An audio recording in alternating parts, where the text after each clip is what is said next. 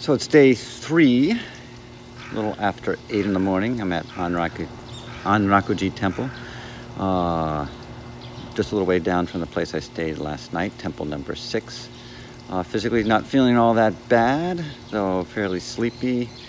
Woke up last night at 2 and couldn't fall back to sleep, so the jet lag probably take me about a week to get over. Today, plan is to hit temple 6, 7, 8, 9, and 10 and head towards temple 11 before the killer day of tomorrow.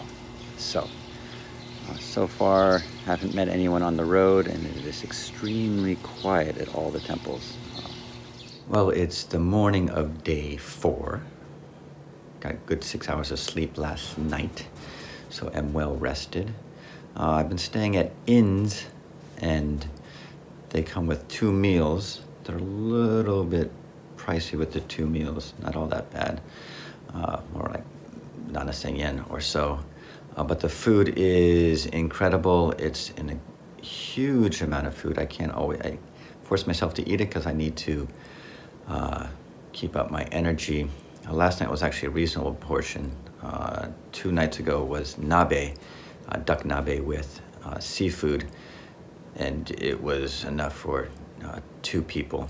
The night before, I was at kind of a fancy ryokan because it was the only place that was open, famous for its food, and just dish after dish after dish, with huge breakfasts as well of the fancy place had the typical Japanese rice, miso soup with little clams, fish, pickles, 2 eggs, salad, and forgetting about 4 or 5 other things.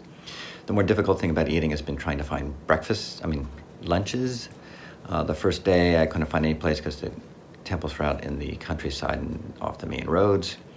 Luckily at the temple where I was literally I was starving, had a little vendor out front, and I bought a bunch of dried persimmons.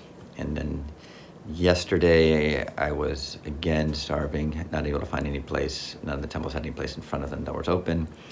But the temple I got to just a little bit after noon had a udon place. I went in, and the lady's a bit surprised because I don't think she had any customers all day, so she had to clear the table off for me. She was packaging dried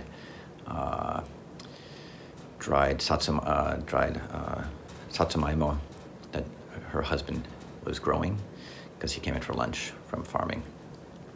So today is day 4, if you count the day I walked from the port, and it is a nansho day. It's a killer day because there's a lot of up and down of mountains. It's usually the make or break day for many, many people. Nansho means difficult, and this is one of 6 difficult trails, but some consider it the most difficult because there's 3 peaks. I'll try to show a picture of it if I can find one on my iPad really quickly. So this is the profile of today's mountain journey. Most difficult temples only have an uphill. This has uphill, down to the valley, uphill, down to the valley, uphill. It takes about 7 hours, and there's nowhere really to stop along the way. So I'm stocked up on water, got a couple Snickers bars, and gonna get a couple onigiri to fuel me up and down the mountain.